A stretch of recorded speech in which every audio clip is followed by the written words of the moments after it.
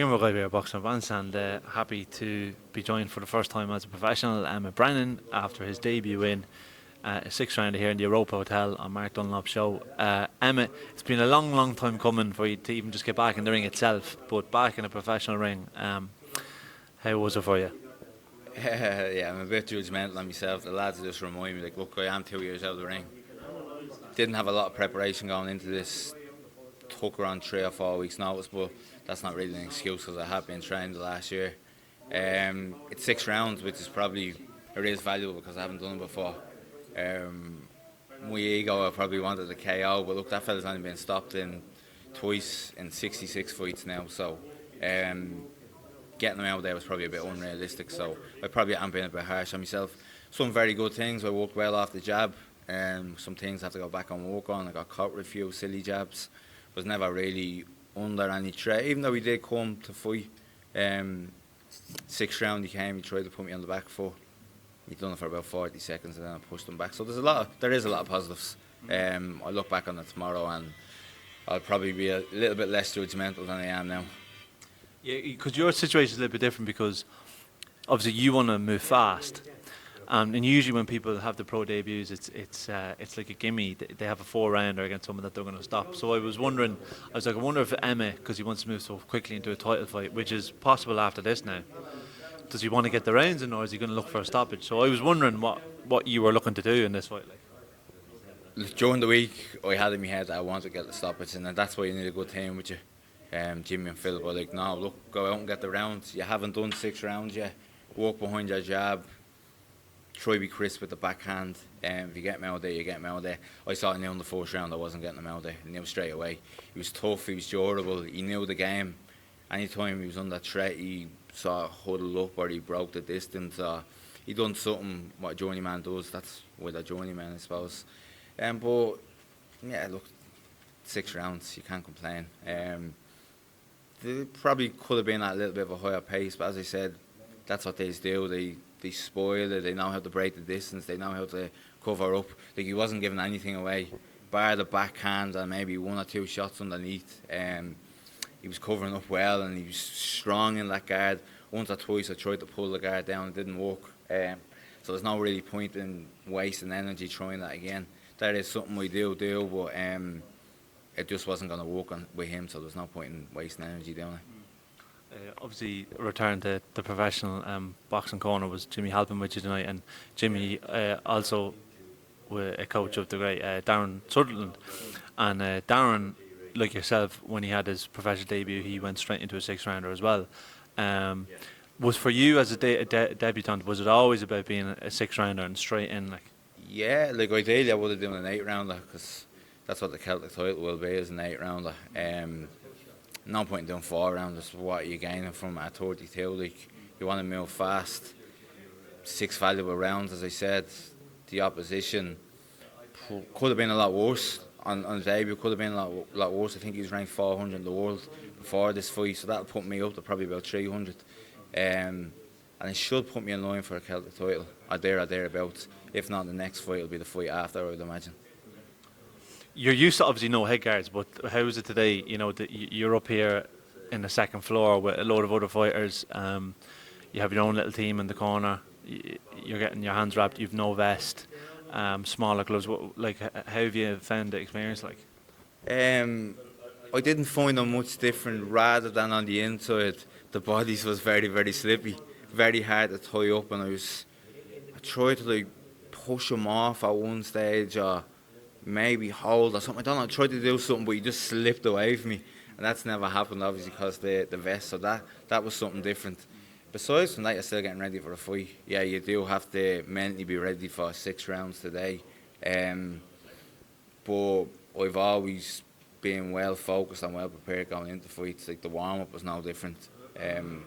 We were fully focused on the task ahead. So probably the build-up, not too much different. 1 or 2 different things in there. The gloves are smaller.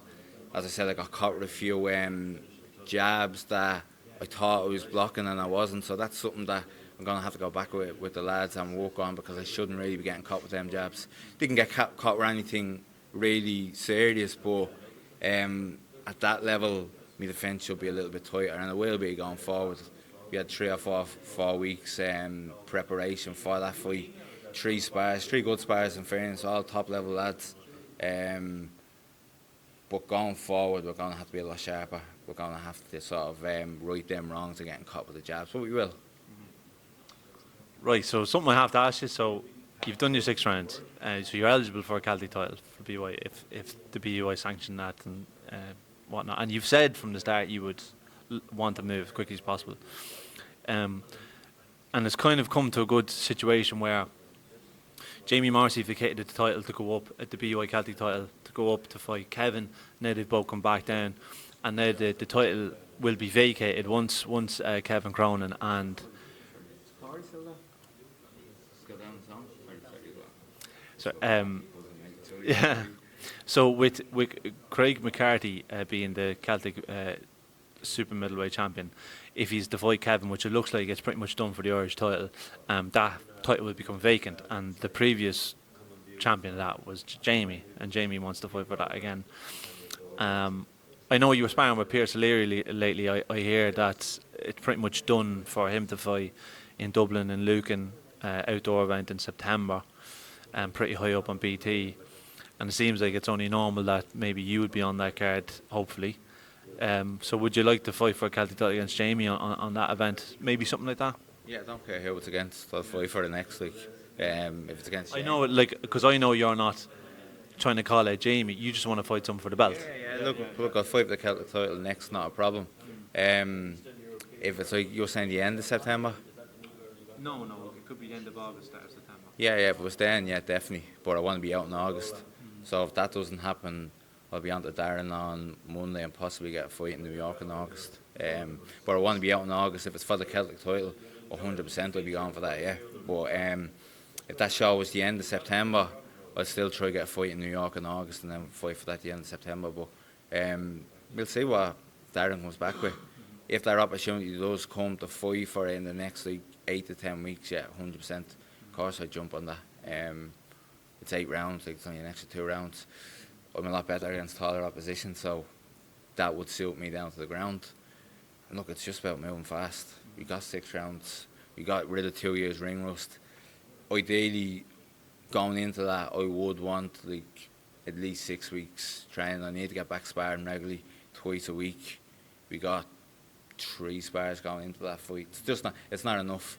But going into a title fight, you'd want two spars a week. But yeah, 100% I'll be up for that. I actually spoke during the week with Jamie's manager Ian, and he just said, yeah, look, there's no ego involved with either of you. Like Jamie's always said yes to fights. You want to move quickly.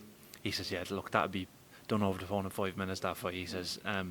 So look, with someone like Jamie, his style come from a Muay Thai background, who just accepts fights, that would be a great one to watch, wouldn't it? Yeah, look, it's a business as well. You're not paying for a journeyman, so you come out, make a few quid.